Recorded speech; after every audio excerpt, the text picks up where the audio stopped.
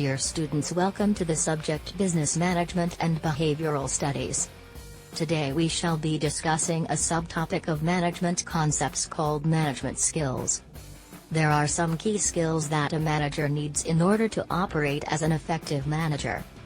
These management skills can be categorized into following 4 areas. 1. Time management. 2. Innovation and creativity. 3. Information gathering. 4. Coaching and mentoring. Let's discuss our first management skill. Time management.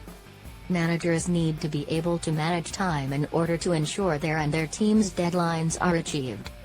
In time management, we will look at 2 areas. Firstly, barriers to effective time management.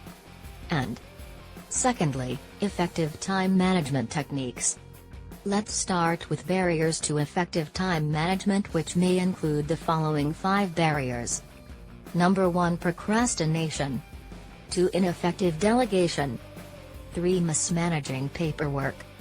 4. Attending or organizing unnecessary meetings. 5. Failing to set priorities.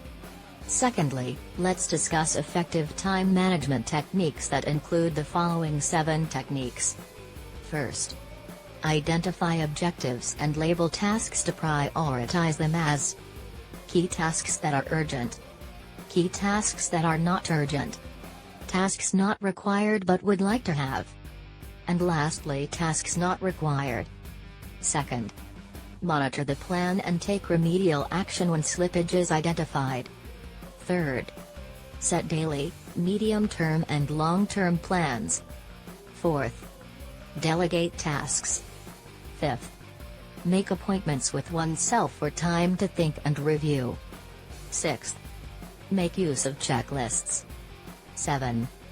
Control interruptions, which may be done by managers switching phones to call divert or switching social networks or online communication programs to unavailable.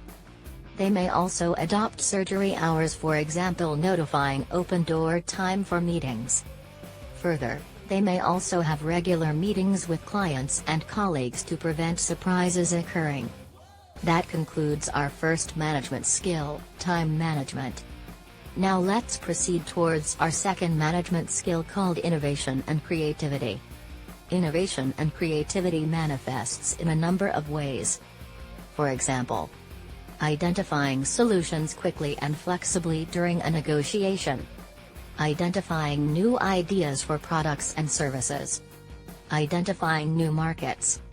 There are a number of sources of innovation and creativity that may include 1. The manager's own experience. 2. Team brainstorming. 3. Building mind maps and visual note-taking. 4. Delegating design and innovation to a specialist.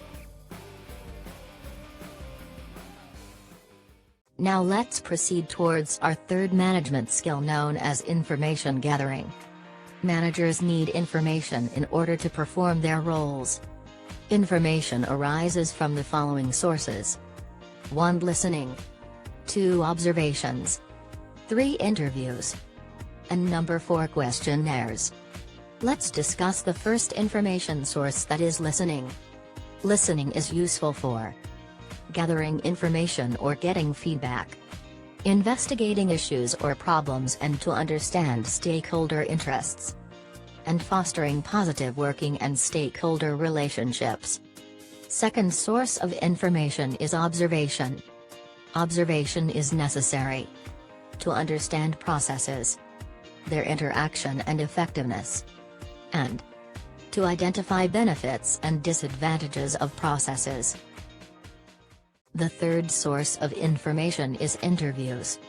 Information may be gathered through interviews of job candidates, staff, suppliers, and customers.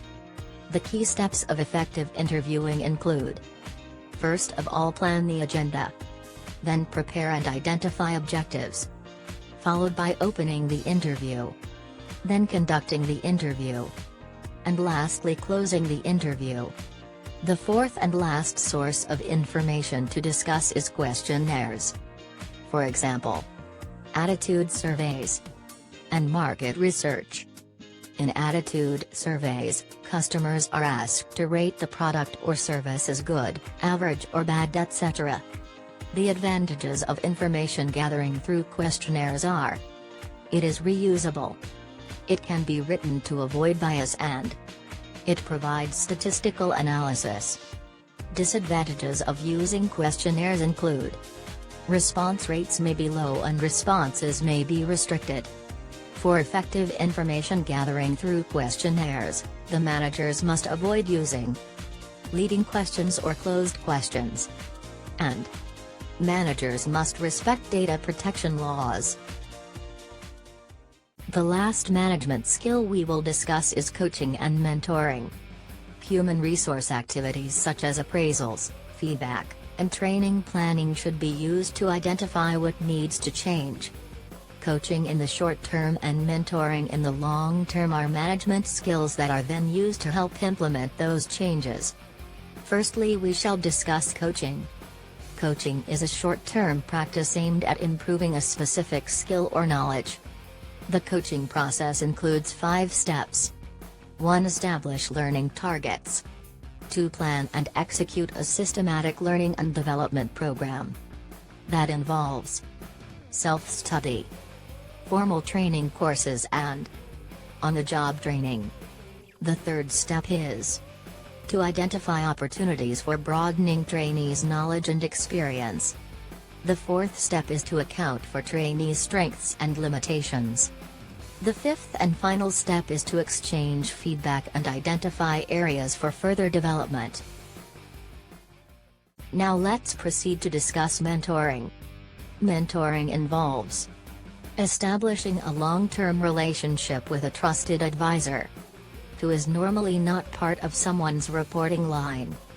Mentor provides the mentee with a career sponsorship, exposure to a network of contacts, direction, technical advice, and a respected listening post. The long-term objectives of mentoring include developing a person, career planning, helping one reach their potential. Let's discuss who may be a mentor.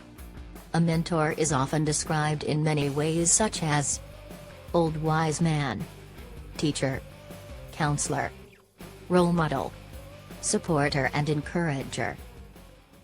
Let's look at some of the psychosocial benefits to both parties of mentoring, such as acceptance, belonging, friendship, and the existence of a role model.